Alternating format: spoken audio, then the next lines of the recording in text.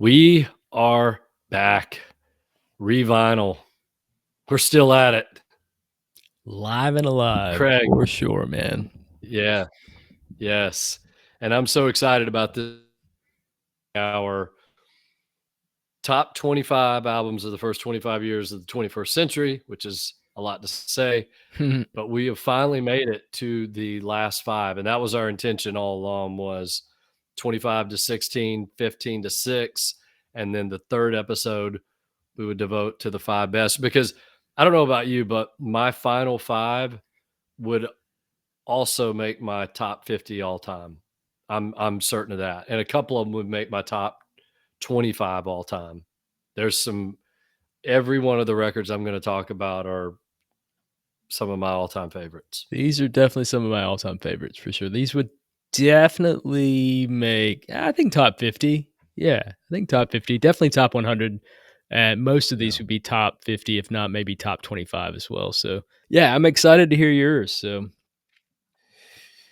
yeah, same. And it'll be interesting to see if there's anything this time around where we have any duplicates. I'm looking. I don't see it. I don't see it happening. But I don't either. Yeah. But with that said, I know you're going to be just as passionate about your five as I am. I'm so passionate about these records. And I do have a few caveats that I'll mention, but you go ahead and get us started. Let you go first. Cool. Number five, and then I'll do my five and we'll work our way to number one. I know the suspense is killing everyone. It's killing us, so that's all that matters, right? All right, man. Number five for me. Big band. I discovered these guys. Same resource I had when I was talking about Coldplay. How that one record store, Eat More Records, could smell me a mile away. They knew my taste. I was always a big Britpop guy. Anything from the UK, I tried. I tried all of it. So I discovered these guys, same resource, and this was their debut album. I had an import copy of it. I don't even know if it was released domestically at the same time. Didn't care. And that's a band called Doves, not the Doves, but just Doves. And the album for me from them is their debut album, Lost Souls. I absolutely love this album. I was just in Barcelona and we were doing a tour. I think it was a tapas tour. So we're going from bar to bar and getting the history. And one of the guys in the group was from London. So I said, I'm dying to know what your musical taste is. He's a little bit older, but not much. And I mentioned Doves and he just lit up. His eyes just got so wide-eyed, and he was just like, oh my God, I love Doves. I've seen them 5 times. I'm like, oh my God, I would love to. That I don't think they've ever come here, or at least if they did, they wasn't during the first couple of albums. So, but yeah, Lost Souls is just one of those albums. It's you say Britpop, but that's a little too vague, a little too kind of open-ended. It's a little bit electronic, a little bit alternative. I don't know, man. There's something about this band, but just so many tracks on here. The first Fire Suite, the very first song, is just absolutely amazing. The title track is great. Melody Calls is super catchy. Catch the Sun is probably the single that was released. Excellent song. But I think it's the Cedar Room. That's the song where you're just like, wow, like these guys are just different, just absolutely different. So you get a chance to check out a band called Doves. All their albums are great. They do not have a bad album. The follow-up to this, I think it's called The Last Broadcast, or it is called The Last Broadcast. I think that's the one that everybody says is the go-to. I love that album. It's great. It might be a little bit more refined, a little bit more condensed, but I just love the experimentation of Lost Souls. So, and it stuck with me for years. So check it out. I love it also. The first two albums for me, I can't say that I've listened to much of their stuff after. So the third, fourth album almost as good, you would say? Yeah, Some Cities is really good. Little bit of a drop off after Last Broadcast. That's their third album. Their fourth album, Kingdom of Rust, is awesome. Absolutely incredible. That might actually be my second favorite. And then they've got a couple of new albums. The Universal Want was released around COVID or a little bit after, and they just released an album this year. I've listened to it a couple times. It's good, but I think it's my least favorite. It's still great. They're just one of those bands that they've set the bar high and they usually reach it. So and they're also a band to me, I feel like, that needs repetitive listens for it to fully sink in. So give it a chance. If it's something where you're like, I kind of like this, or I need more time with it, give it more time. It's worth it for sure. All right. Yeah, I need to go back. I need to listen to all the albums again, the first and second one. I think Doves are one of those bands that about once a year I pull it out. Yeah. Something will spark me and I'll go, I want to listen to that. And it's either the first or second album.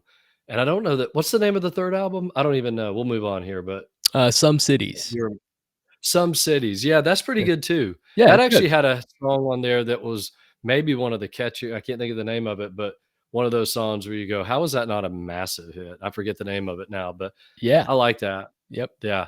Great band. All right, band I'm gonna talk about, number 5 for me. They formed in 2005, and they were at it for a while, and I gotta tell you, when I first heard them, I heard their debut album, listened to it, and I just wasn't that impressed with it. I love British bands in general. They're from Oxford, but it wasn't until 2013, and talking about a trip, I was actually driving down to Key West with my wife, and it was really hot outside. We rented a convertible Mustang GT. It was just perfect. And we were down, and I don't know why, but I thought I'm going to play I just randomly said I'm going to play this album by this band Foals. I'd heard Inhaler recently, right before that, and there was something about that song that I thought this is the right time to play this song and just crank it up with the top down. And I don't know how familiar you are with the album Holy Fire. I think you're pretty familiar with it. Yeah. Unbelievable record.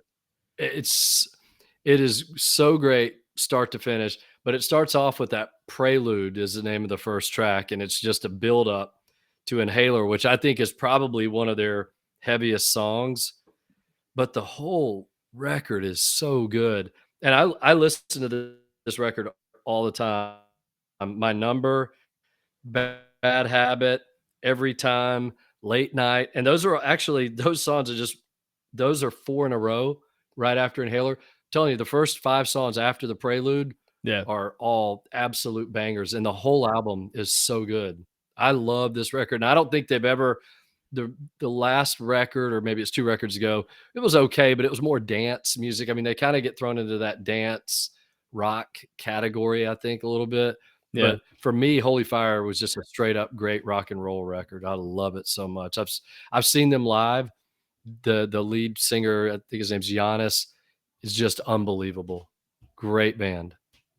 Yeah, great band. I was into them for the first 2 albums. The first album, I think, is called Anecdotes, and then the Yeah. second one I loved, called Total Life Forever. I think that's right. I did have Holy Fire, and then I kind of they didn't fall off favor. I just stopped following them for some reason. I don't know why, because they were definitely right up my alley. But I love that second album. I have to go back and listen to Holy Fire, because I think at that point maybe I had moved on to something else. Uh, Fantastic band though. They're one of those bands that is really good at building up to just this huge moment. Yeah. And they usually nail it. They really do. Yeah.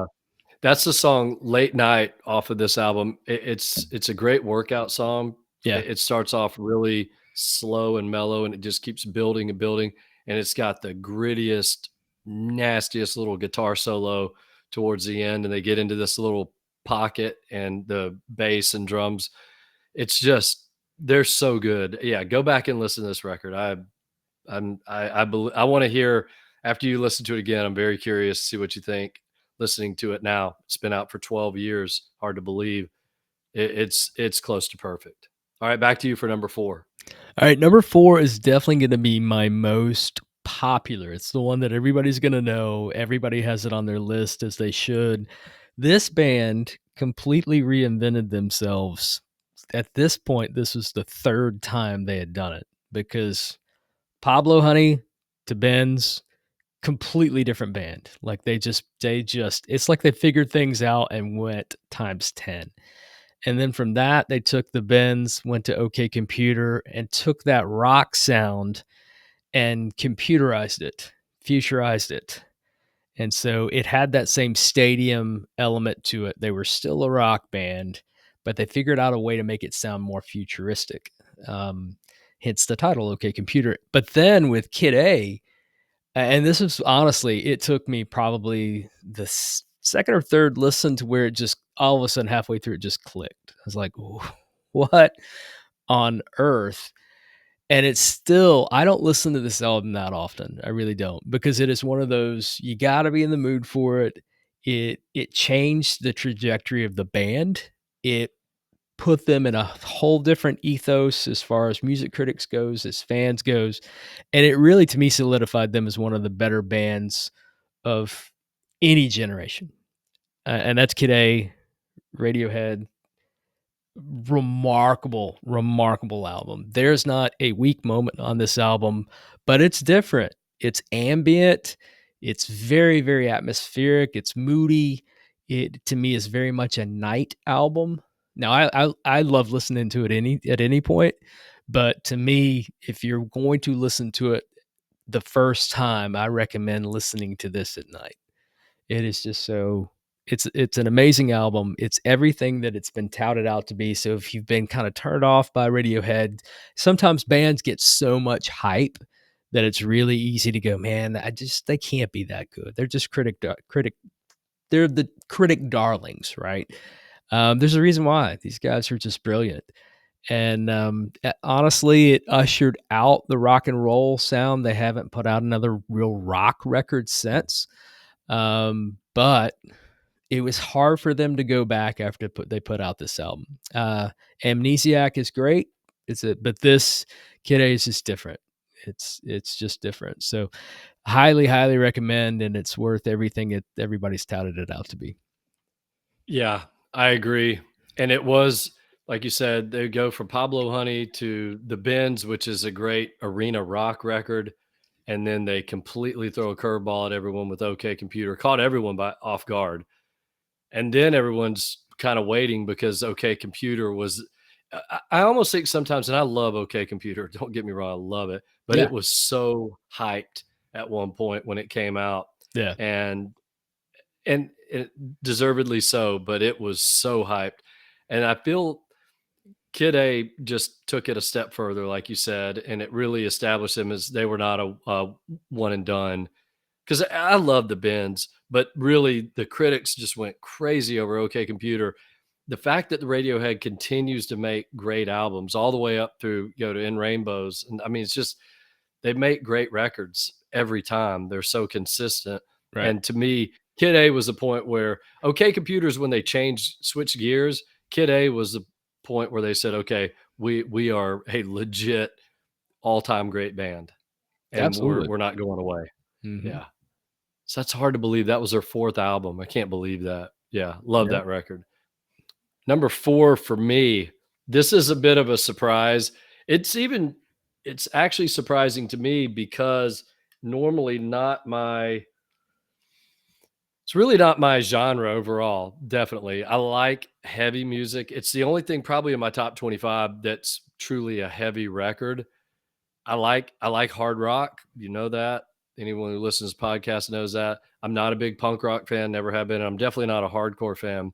But there's this band that somehow has been able to take all of those pieces and then even grow it. When you talk about Radiohead evolving, what the band Turnstile did in 2021 with Glow On is incredible. They Wow. start out as a hardcore punk band. Although I've gone back and listened to it and I'm not a fan of hardcore punk, they're different. There's something about them, the way they write their songs, the melodies. Brendan Yates, the singer, he's so diverse. He could scream if he wants to, but he could sing with a soulful voice. He's just different than these other singers, I believe, in general. They have so much diversity in their band. When I heard Glow, I'd never heard of Turnstile before, and I read an article calling it one of the best albums of the year, and I thought I'll give it a shot. And right out of the gate with the lead track Mystery, I thought, okay, I really like these guys. The second track, Blackout, blew me away, and I was hooked. By the time Blackout ended, I knew this was gonna be one of my new favorite bands. There's just something about it. It had that '80s metal riff to it, but it was also very aggressive, bringing in those elements of the hardcore punk, but there's soul in there. There's a bit of hip hop at times. They just there's something about these guys, and they're so creative. They sound like the Police at times with their instrumentation. They're just Yeah. all over the map. I love this album so much. So I'll just quickly say, so for me, Blackout is one of my favorites. That's the one that really got me in the beginning. But probably the song more than any other on here is New Heart Design. Oh my gosh, what a song. That might be my favorite song of the last 5 years, actually. I can't even tell you how many times I've listened to that song. But I love this album. This is a great, great workout album, or if you're going for a long walk and you just need something to kind of keep you going, Turnstile Glow On. And their new album, I love it as well, but I don't know that they'll ever be able to repeat Glow On. But again, the thing I love about them the most is their diversity. Every song on the Glow On album, you go, is this a different band than the last song? Because they really switch it up well. Wow. I'm shocked that went so deep. Yet you've really Yeah, connected with them. That's cool. That's I awesome because I really it's have. definitely not something that's up. Yeah, I felt surprised that you liked Quicksand so much too. Um, Yes. but yeah, that seems to be your band, so that's cool. Yeah, for sure. All right, on to number 3. This album shocked me because this is when I had my store. This is the year that I opened my store in 2004. I had a couple of record reps that would bring me promotional copies, and one guy in particular was really cool. I think he worked with Sony or SEMA. Really cool guy, and he typically would bring me 2 or 3 of each title, whatever. But he really didn't have anybody that he felt like was in the market for this particular album, so he gave me a copy to listen to and just said, "Tell me what you think, and if you like it, I'll bring you more." I don't know much about it, but I've heard it's indie rock or, you seem to like The Strokes and, Block Party and those bands. They've been compared to that New York band. I'm like, okay, cool. And it's a band called Ambulance LTD. It's their debut album, just called LP. Um, Absolutely floored. I played it and just sat there and told myself, wow, like I know exactly what to do with this. And upon the first time playing it, 2 people asked what it was and if they could buy it. So I immediately, he would come in once or twice a week. So immediately I said, I'll take as many as you got. So he brings me 2, not cases, but 2 boxes, which is like 60 CDs, 30 per box. He said, "There you go, man." And that was hands down the most frequently sold CD of my entire tenure of a music store owner. Because you didn't see, I sold some new stuff, mainly used, but I sold some new stuff. But most of it was just, I sold a lot of stuff, and in the used market, you never can tell what you're going to get. You don't. There's no real consistency with it, especially for me because I was so small. Um, but yeah, I sold the heck out of this thing, and there's a reason why it's awesome. And the problem with them, and the reason why he had so many copies of them, is the record label was TVT, and they didn't promote this band at all. It's like they did no promotion for him. I went and saw him live with a buddy of mine. They were fantastic. Saw him at the Earl, great band, uh, so unique. Yoga Means Union's a instrumental track that leads into a song called Primitive, The Way I Treat You. That song is amazing.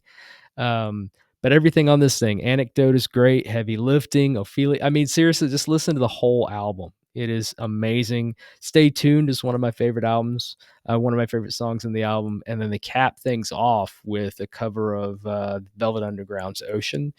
It's just amazing. This band was just criminally overlooked, and I think it just came down to promotions at the time. If you weren't big, there were a lot of bands that a lot of labels were really trying to find that next Strokes, that next Block Party, that next what are killers, that kind of sound. And these guys are kind of in the middle of all of that stuff. They're a little bit edgier. They were rock, but they were indie at the same time. But super catchy songs. Some of it's dream pop, some of it's garagey, just so diverse, and just nobody knew them. If you didn't come in my store, you probably had not heard of them. When we saw them, I think maybe there was 30 or 40 people there. So just criminally overlooked band. And I think that carried over to where that's why they didn't last, because they weren't promoted well. So just a killer band.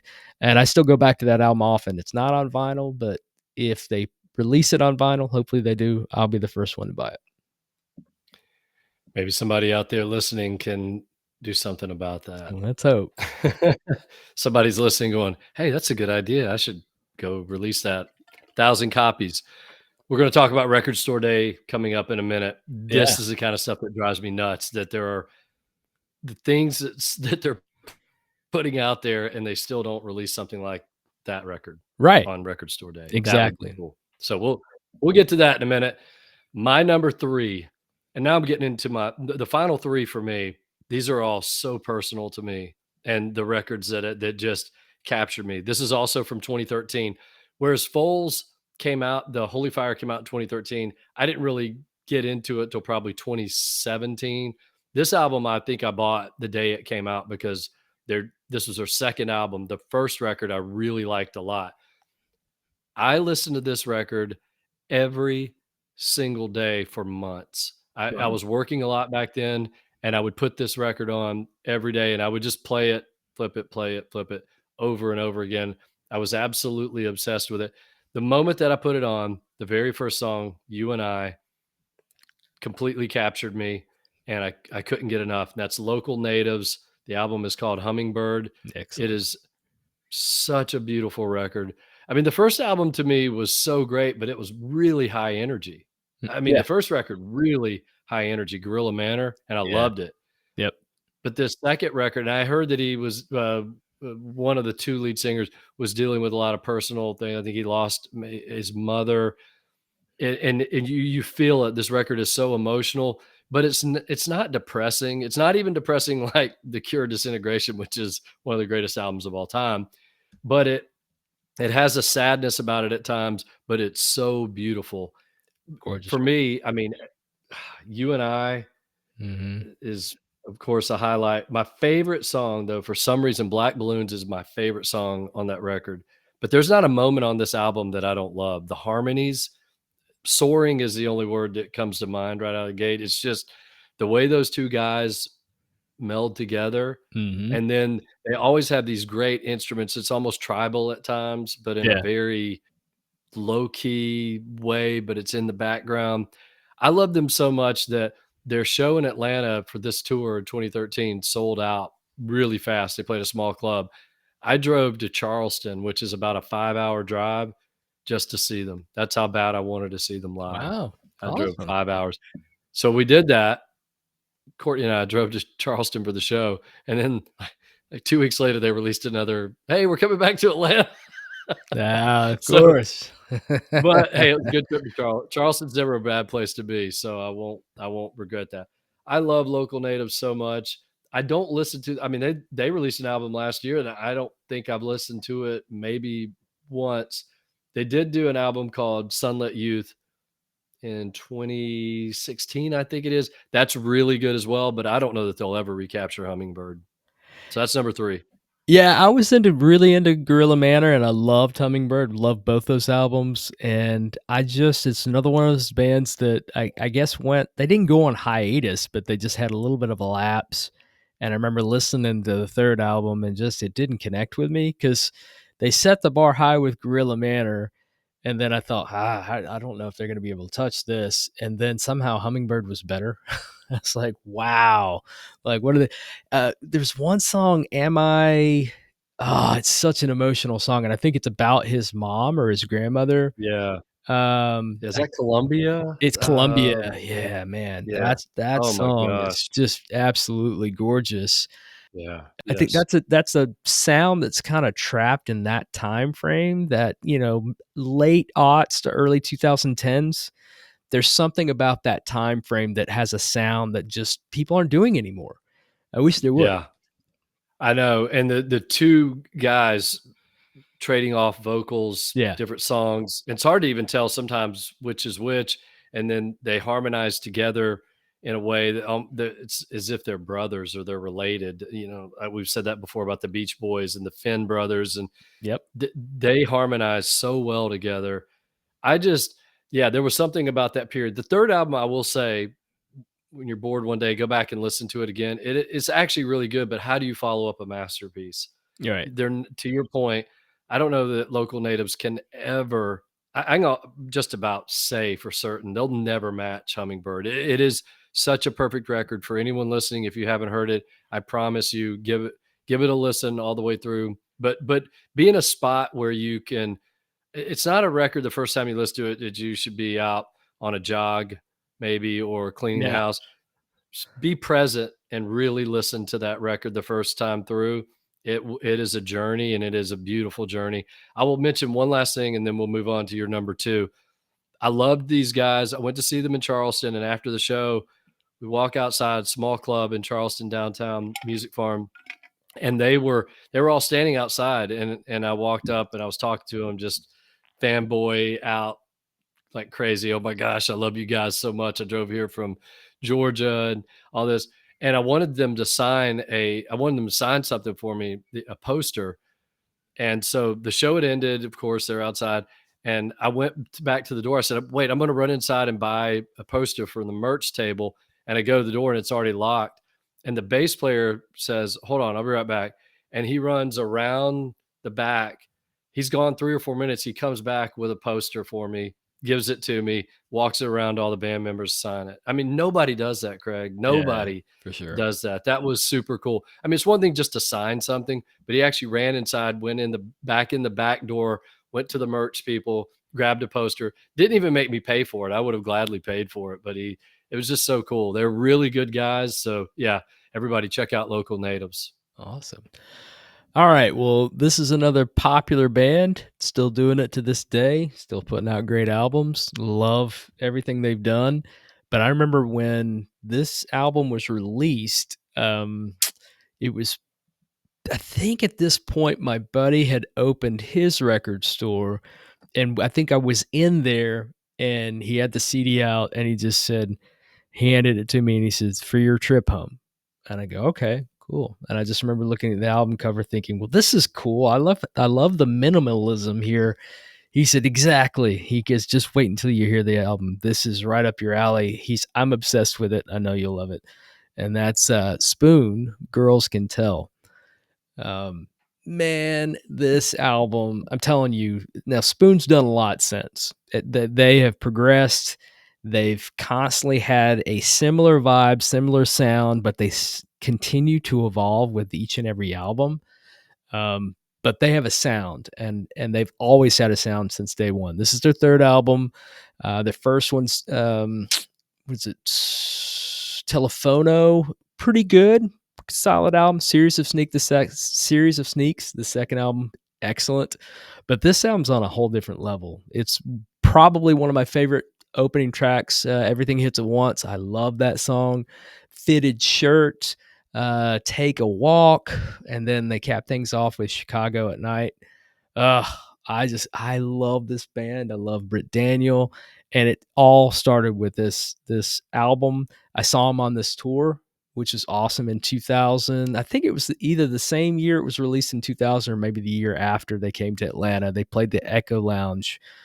Awesome show. I was so happy, and I'm so happy that they didn't fade, because so many bands of this era have a tendency to put out 2 or 3 good albums, and then just either they fade out and don't put out anything else, or they just kind of, their sound gets a little diluted, and it just not Spoon. Spoon is amazing. Their last album they released 2 years ago, I want to say 2 or 3 years ago. Excellent album. So highly recommend the band, but I would honestly start here. Girls Can Tell is a masterpiece. I love Spoon, and you're right about Britt Daniel. He is such a great front man. Yeah. You can't take your eyes off of him on stage. Who he's kind of reminds me of? he's kind of a modern day this is gonna sound funny. He's a modern day American Brian Ferry to me. He's just Yeah. suave. I can He's kinda just see that.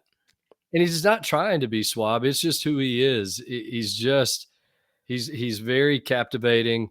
I love them so much. I've seen them live at least twice, and I've been blown away both times. They are for me, if I had to sum that up in a phrase, they're sophisticated indie rock. I don't know of a better way to say it. Yeah. They're just they've got an edge to them, but there's always a degree of sophistication in their sound. I just think their songs are so cool. They could have been 30 years ago or last week kind of songs. They're I'm perpetually cool. Yeah. perpetually cool, and they're kind of like Radiohead in that they don't release bad albums. Nope. They tend to just when they're ready to make quality records, they make it, but they're not gonna. I have confidence with every album that it's going to be good. I may not love it as much as I don't know, Gaga. That's my. I love that album so much, and that Excellent was my album. entry point. So that to me, my favorite. But oh, so glad that they're on your list. I love Spoon so much. Well, one thing to recount, and then we'll go back to let you get to your number 2, but, Yeah. also too, it's one of the first bands I can remember that made piano sound, and this is gonna sound snooty, but it made it sound cool and hip. I love the piano, Yeah. don't get me wrong, I Yeah. love it, but a lot of times it's brought more a melodic element, or in jazz, it does so much in jazz, but a lot of times when you hear piano and rock, it's just, not seen as cool, but it is when they Yeah. play it. They did something because Yeah. they're not playing your traditional notes, they're playing it kind of in an indie rock manner, and I've seen other bands that have tryna emulated this sound, but to me, it started with Spoon, so whether it's guitar, whether it's piano, it just all sounds so cool and so edgy. You can tell without a doubt, Spoon listened to punk growing up. They listened to a lot of new wave, Yeah. and they listened to a lot of old R&B because I hear that in their piano. I hear it in the guitars sometimes, Yep. and it'll sound like a straight up R&B song with some horns in it, and then they'll get freaky for a second or two. And that's Yep. what I mean. It's so sophisticated, but it's still indie rock. It's just if for anyone listening, if you've never listened to Spoon, you are missing out. Go check them out soon. Number 2 on Shawn's list. Okay. So the story behind this is, and it's not going to take long before you know exactly who I'm talking about. And you're not going to be shocked because you've heard me talk about this guy so much, but he'd hit the end of the road. I think his girlfriend left him. He left his home in North Carolina. His band broke up. I think he had pneumonia. And he said, you know what? I'm just going to drive 18 hours in the middle of the night, go up to the cabin that I grew up hunting in when I was a kid with my father in Wisconsin in the middle of nowhere. And he gets there and he stays the winter and he decides to record an album. And when I heard about this strange name, which I mispronounced for a long time. I heard this about this artist, and there was so much buzz about him. One night, I'm listening to actually it was a magazine that I bought that had a compilation disc when you bought the magazine, and I'm playing it. I have no idea, and this song comes on called "Skinny Love." And I'm like, what is this? It sounds like something that could have been 80 years ago. And it could be a guy that's maybe 60 or 70 years old. It sounded Yeah. so raw and so authentic and bare bones and painful.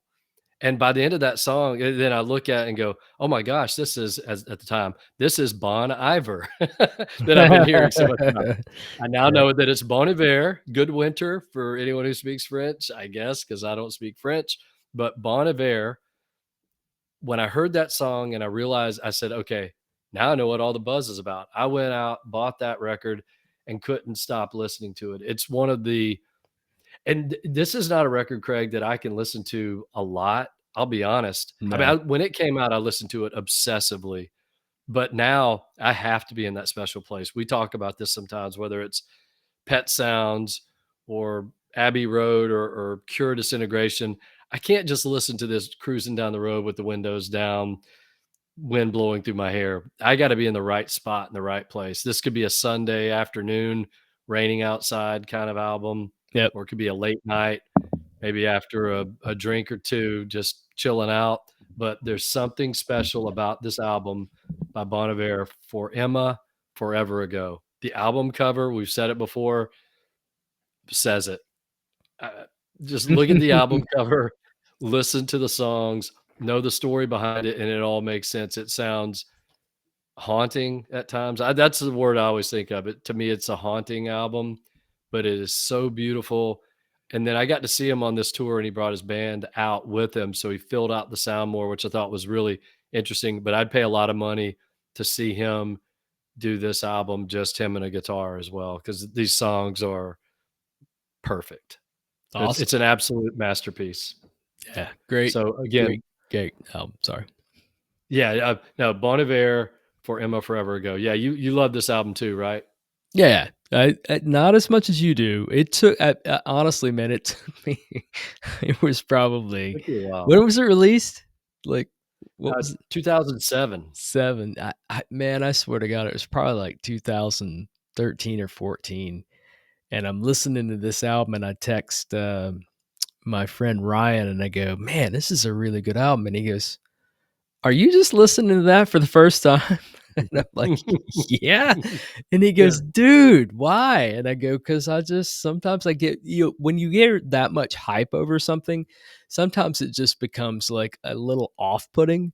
So I don't know what it was. I just like part of it was the name or whatever and the story behind it. Because it can't be that good.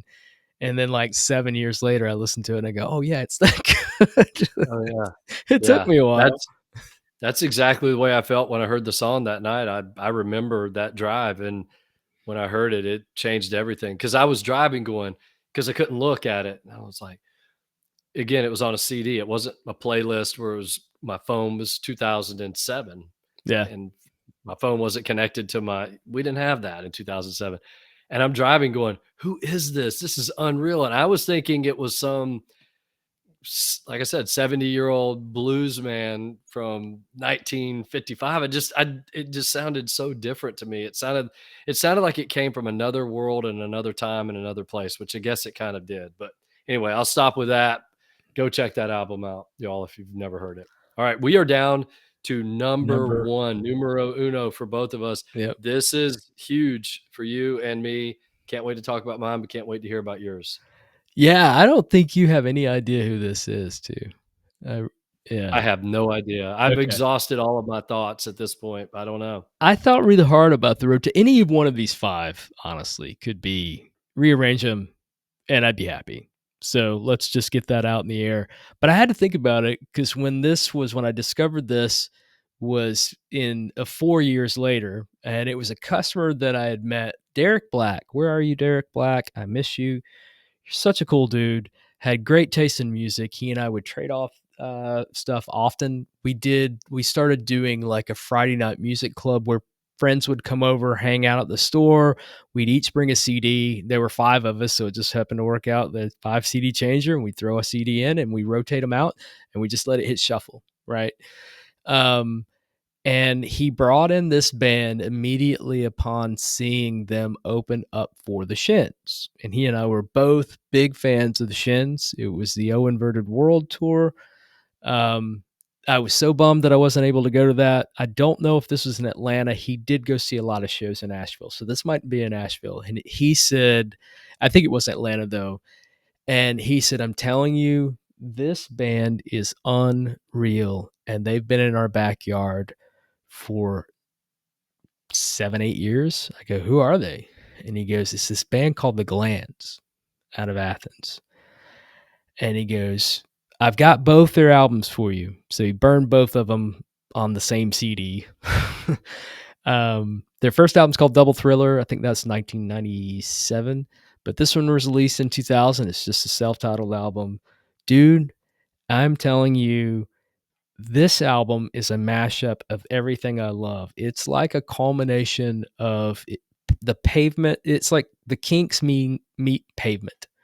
It is just unreal. It's got the quirkiness of both bands, but it's got more of the melodic sensibilities of what the Kinks were doing. Nobody was doing this. And he said, honestly, man, he goes, "I love the Shins, but they were kind of boring, and the Glands were absolutely amazing live." He goes, I will follow these guys to the ends of the earth. I go, wow, okay.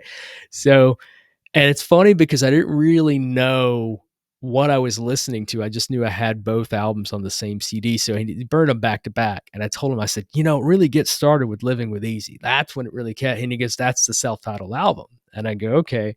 So, and at the time, like not at the time, but after I closed my store and I just went online, I started doing some album reviews, and then I was doing concert reviews. And was my most proud moment. I wish it was still live out there. It's not. I think I have the content from it available, but I wrote a review of this album, and I literally didn't mean to do it, but it was such a great album that I went from track to track to track. And I had several people read it and go, "That's hilarious." Because it's such a jubilant record. It's such a happy record. It's such a, you know, there's something just very spontaneous about this band that you don't get with any other band. You really don't. It's just fun, but it's unique, it's creative, unpredictable. It's just so good, man. I'm telling every single song on this album. I think it comes in at maybe about an hour. Um, something it's around there. It's phenomenal. I'm telling you, it's an absolute classic. It's another one of those bands that just nobody. I think people probably more regard this album now more than it was released. It's an absolute masterpiece. I think it's one of the best. They were one of the best bands, even though they don't have the catalog of REM or anybody like that. So it's hard to compare them to the likes of REM. But they're seriously one of the best bands to come out of Athens. Yeah, it's funny because, and I'm embarrassed to say, as an Athens guy and as an Athens music scene guy, I've never listened to this album all the way through. Oh my And god! the guy that runs the record store that I go to, this is his favorite album of all time as well. So now there's two of you saying this. And if you walked around Athens right now, even talking to people in their 30s and 40s and said, who's the best band, most iconic band, you would hear a lot of names. You wouldn't hear the Glands brought up. You would Right? hear REM, B-52s, Pylon, Widespread Panic, Drive-By Truckers, only because now they live in Athens or part of Athens scene. You'd hear all these bands. No one would probably mention the Glands, yet people that are in the know about music like you, like the record store guy, would say the Glands. And so I've got to go back and listen to it. I just pulled it up on my phone in Apple Music. I'm going to listen to it tonight. Nice. In fact, I've got the record. I've owned it. I bought an original copy of it years ago, sealed, and I never opened it. Oh my I wanted gosh! to keep it sealed because I thought it was cool because they're an Athens band. So I might have to crack the seal on it. All right. I'd be absolutely floored if you Okay. didn't love it. I'm going to move. I can't wait. What you're saying now, I got it. I got to listen. I'm going to listen to it tonight. 100%. Okay, I'll go with my number one pick. This is not going to surprise you at all. You already know what band I'm going to pick, don't you? You already know who it I is. really don't. I, okay. 4 seconds into this, I'm not even going to say the name yet, and you're going to go, "Oh yeah." This band. This was their third album. This was, I think. Hold on, I got to look it up now because it's going to bug me. This is their third record. They're such an odd band. It's a female singer and who also plays organ, keyboard, and then a guy who plays guitar. And they're from Baltimore. This album came out in 2010. And I listen to them sometimes. I can't listen to them enough. I listen to all their records, but this one is the record. I listen to it on every flight I get on. It is my flight record. Uh, It's my late night working on stuff record. And I listen to it sometimes and I hear her voice, and it's another one that's like otherworldly. And I think sometimes it's so bizarre at times. I don't know how the average music fan would love it. But then I listen to it and I go, how could anyone not love this? The band is Beach House. You know that. You'd already guessed it. yeah. The album is Teen Dream from 2010.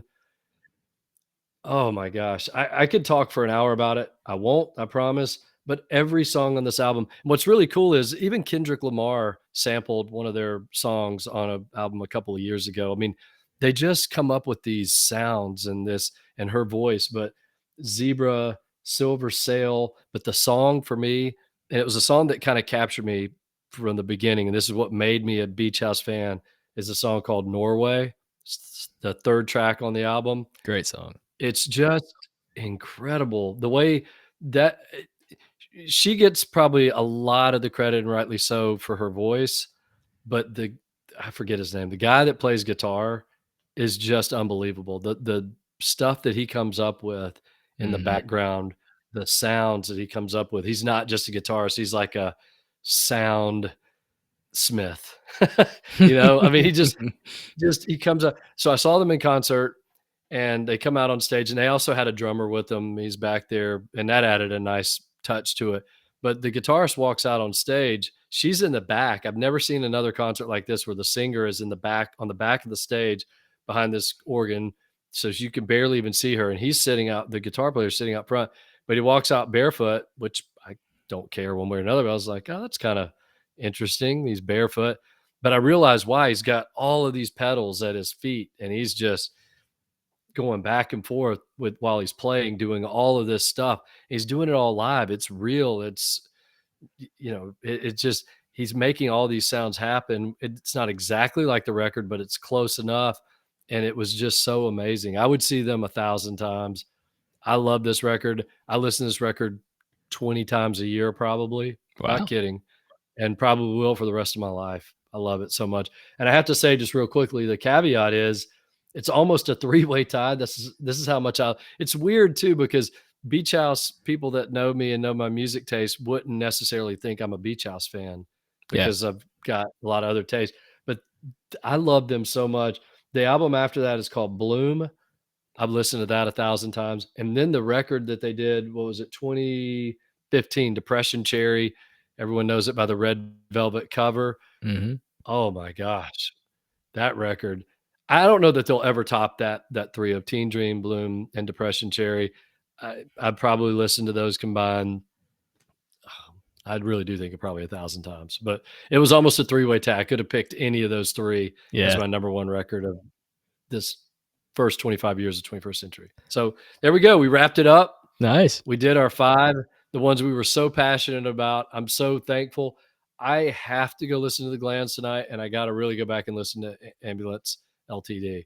So they're not called Ambulance Limited. It is just Ltd. Yeah. Yeah, I call them limited for years. I mean, if you bought it from my store back in the day, I called them Ambulance Limited, but yeah, I found Yeah. out years ago, years after this was released, probably 10, 15 years after it, close to COVID probably. It's like, "Oh, I never knew that." Well, I guess Yeah. nobody knows who they are, so they didn't know I messed up, but That's okay. Some of those same people were still calling Bon Iver, so it's okay.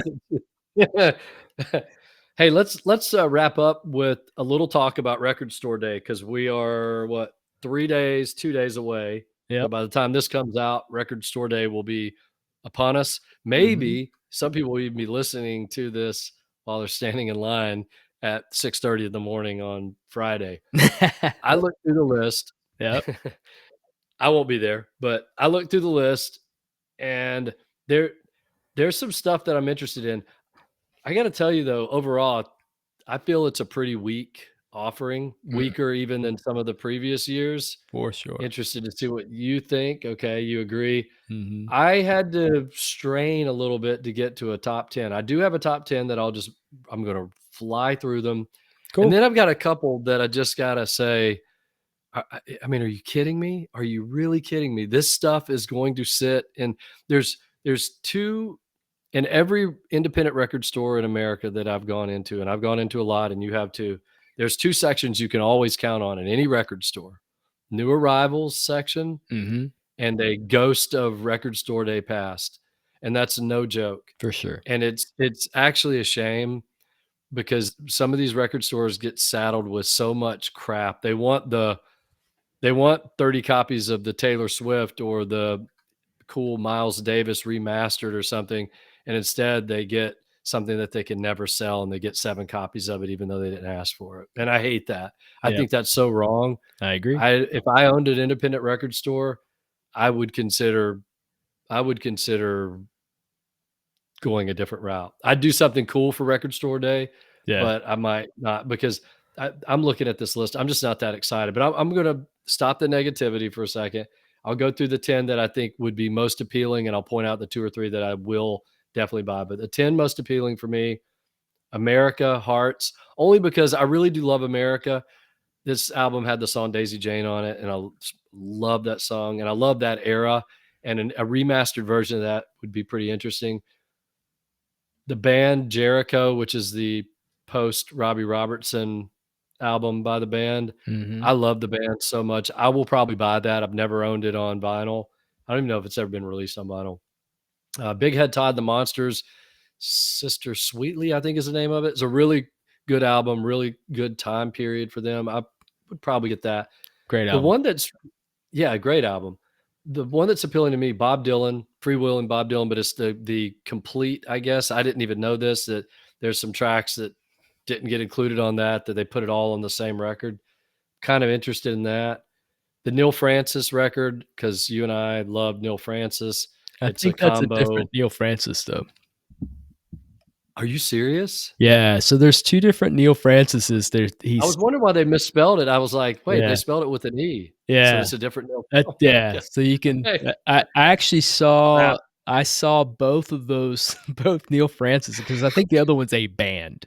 It's a band called Neil Francis, That's, oh which is my weird. gosh. They were on the same concert bill. I can't remember where it was. It may have been Terminal West, within 2 weeks of each other. I'm like, "Really? That's confusing."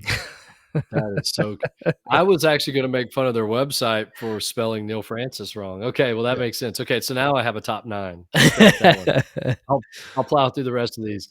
There's, the Marcus King record is called No Room for Blue. I'm interested in that. Yep. And again, not something I'm buying on Record Store Day, but I'll probably pick it up at some point. The one that I will buy on Record Store Day, if it's sitting there, is Prince and the Revolution, Around the World in a Day. That was a cool album at the time. I love the Excellent. album cover. Me too. Love the artwork. Great time period for Prince. So I'll get that. I will also get the Dwight Yoakam box set. It's part 2 or volume 2. It's the 90s forward. Mhm. Definitely want that.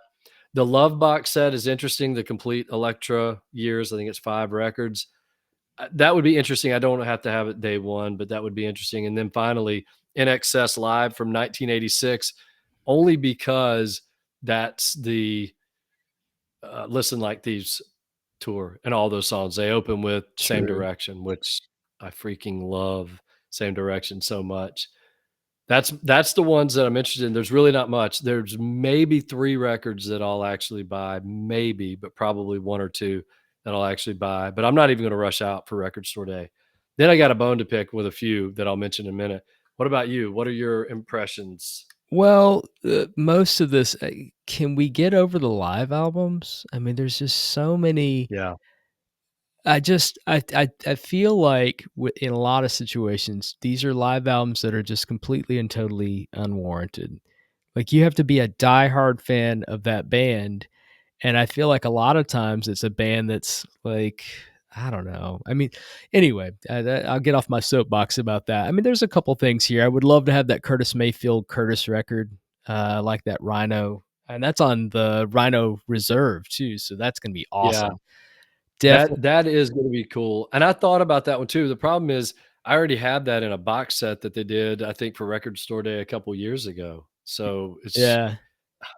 it's yeah. Once again, they're repeating themselves. I would much rather have had that, because not I love Curtis Mayfield, but not all of his albums are great. So I don't know if I need a box set. I'm interested to hear, because they did this with Tesla's Great Radio Controversy. They reissued, they did an anniversary edition of that several years back.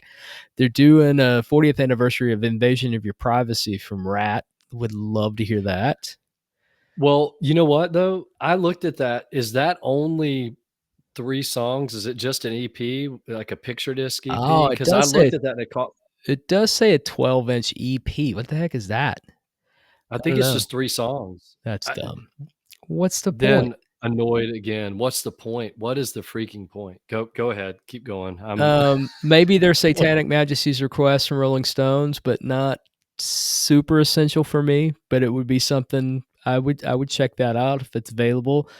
Did you see the Trace Sunvolt Trace reissue? It's a 2 LP that I would I be interested did. in. I'm not Yeah. sure I need a Copper Blue the singles collection. I don't need 4 12-inch vinyls from. I love Copper Blue, but I don't know if I need the singles edition. I Uh, already have the album, and I and love the and album. back to Trace, I love Trace so much, but I just spent $30 on whatever Friday Music remastered a couple years ago, so I'm not gonna go out and buy this one now for 40 bucks. There's a T-Bone Blues expanded LP plus a 10-inch single. I would be interested in that for sure. And that is about it. There's not a whole lot of I I just some of this stuff that I see, like, look, Vince Guaraldi's Charlie Brown Christmas is on there.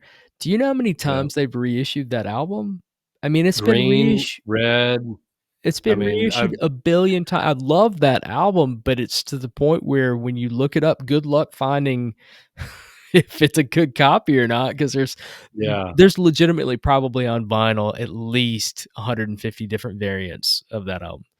So it's it's just it's not a necessity. It's not something no. that it even if it's limited, the album is not limited. And believe me, I have a copy that's worth 200 bucks. Um, but I don't know. I scrolled through quickly and I'm just doing a rescroll. I just don't see Home Sweet Home from Motley Crue 12-inch EP picture Gosh, disc. how many more and by the way, picture discs are worthless. They are. If you're an audiophile, if you're into it for the music and the sound, Yeah, don't buy a vinyl platter that's been painted. You hang that on your wall, okay? It right. probably looks cool, but you're not listening to that going, "Wow, the sound is really good on this paint." Um, it's just it just drives me nuts. All right, I'm gonna give you 2 examples that to me, this is just, in my opinion, they need to hire me, they need to hire you to go in and infuse some excitement in here and take a couple of risks. I mean, look at what happened with Superdrag. Finally, they had to just re-release all the albums because the demand was building up. Right. The guys were selling them online for a couple $100 each because there were 500 or 1,000 people out there that wanted those records, maybe more. Those are the kind of albums that I'd like to see reissued. I go through Discogs and look at all of the albums that haven't been re-released since the '90s that people are paying $400 for. There's a reason for that. That Ambulance LTD, perfect example. Never been on. Why not put that instead we have Aha Take on Me. I think there's 7 different versions of the song. There's, like, the Norwegian version, and there's the live version. I mean, that's lazy. Yeah. Let's find one song, "Take on Me" or "Home Sweet Home," and let's just do 12 different versions of it and sell it for 35 bucks. I love a-ha. I would never buy this record. I'll give you Right. another example, and then we can stop, but Randy Newman, he's great. Love him. "Trouble in Paradise," I understand, is a pretty good album. I don't know much about it. Am I gonna pay $30 for the demos? The the only time I would ever even wanna hear a demo would be some just unbelievable, like, Pet Sounds, where you might hear demos with all the harmonies isolated and things like that. Yeah. Why would I ever buy a copy of Randy Newman's Trouble in Paradise demos? I have no desire for that. There's several demos. I'm seeing several demos here. I Yeah. mean, look, I was like, "Oh, I missed, B-52's Wild Planet. Cool. LP picture disc." Why? Why? Like, it's Yeah. like, "I just missed that one. Oh, cool. Oh, never mind." Yeah. There's no I mean, it's just the stuff that they're doing is just there's no creativity in it at all. Yeah. If somebody was really thinking through this, they would truly go sit down with people that know records and know music, go to the record stores and ask them, "Hey, what albums do you get asked about all the time that ought to be re-released or that have never been put on vinyl or haven't been on vinyl in 30 years?" Right. Why not go ask that question? Why not send out a survey to all the independent record stores and say, hey, instead of us releasing aha kitchen demos of Take on Me for the third time, what do you think people would like in your store? I mean, there's so many records you and I've talked about that have never been released that should be on vinyl. And I'm not saying they're going to sell 20,000 copies, but that's not the point. A lot of these pride themselves on, hey, this is limited edition, 1,300 copies only. That Super Drag would have been perfect for that. Right. And they would have sold Absolutely. it. They would have sold all 1,300 of them that day. There's so much stuff that Instead, was released in an era where vinyl just wasn't a thing anymore. It wasn't right, popular, so artists weren't compelled, just like for the longest time, artists weren't compelled to put out CDs. Now they're right. putting out CDs again. CDs are making a comeback. Cassettes are making a comeback. But there's been a phase for every iteration of medium that just falls out of favor, and vinyl Yep. fell out of favor in the digital age, and there's so many albums that have never been released. Yeah, it wouldn't take a lot of work. You could look at all the shoegaze albums from the '90s that either did didn't get released on vinyl or Right. had a short run, maybe UK only. So many of those. I could even throw out names like, I'm just making this up off the top of my head, but Howard Jones. There's so many great artists from the '80s. Just reissue those records. Right. You know, Howard Jones had a great run for a couple years of some albums. Spandau Ballet, all these bands from the '80s, they could re-release those, repackage those. I'd be very interested in that. But what I'm not interested in are kitchen demos and remixes of the same song on a picture disc. I just what Yeah. a waste. But anyway, Yep. with that, I will still go on Friday and I will still buy a couple of things and I will come back on the next episode and put a smile on my face and say, "Hey, I got 2 or 3 things," but I'm not as excited. It's not the same as it used to be. But anyway, Well, speaking of the I've said my next piece. yeah, speaking of the next episode, Yeah. we got some listener emails we want to Yeah. follow up on. One of them definitely coming up is involving new wave and exploring I new think I've heard of wave. that. Yeah, man. It's interesting. So this is somebody that kind of wasn't into that at the time when it was released, and he asked us for some advice, and I started thinking about it, and I thought I would add it to this, but then this episode would be 3 hours long, so no. Yeah. I can't wait. I love it. Should we and we could talk about this offline.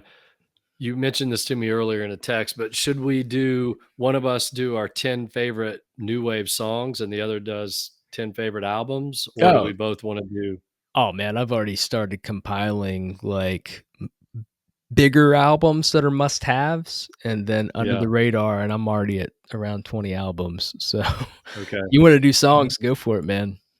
I might do songs, even though it'll kill me because there's a bunch of albums that I could list too, but they're probably gonna be a lot of the same ones as you. I'm gonna look at it both ways. I'm not promising that I'll do it, but I might do a new wave playlist of songs because Cool. there are some songs that are amazing that maybe the whole album isn't. Yeah. But yeah, I think that would be cool for the listener too, because then they got two things they can work with. All right. I think I've talked myself into it. I'll do the playlist. I'll do 15 or so new wave essentials. Sweet. And Yeah, it won't be a I've got, like, compiled the artist, the album title, and then, a couple of recommended tracks, and some of them I'm okay. just like, yeah, I started rattling them off, and I'm like, "Oh, I listened to the entire album." So, Yeah. there are albums out there that are like that, but I thought it was interesting because new wave is such a broad genre. So broad. It really is. It could be punk, it could be synthesized, dancey, it could be reggae, it could be ska, it could, you name it. Yeah. It was a very diverse time in music. I think it's an underrated era of music, and so I'm super excited to talk about it. I am too. I love new wave music. And I'll say this, we'll leave with this. New wave gets sometimes it's maligned just like hair metal Yep. because there was a look and it was the hair and it was the clothes and everything. But the thing that people don't think about, and I realized this when I was reading a book on Duran Duran, the synthesizer was still a pretty new instrument. But you go back and listen to some of these, they were these new wave bands, some of them were very innovative with the sounds that they were coming up with because it was wide open. For the first time ever, it was wide open with all the synthesizers and everything. So I can't wait to get into this. We'll talk about this next week. For sure. Looking forward to it. Absolutely. Okay. All right. Thanks everyone for listening. We'll be back next week.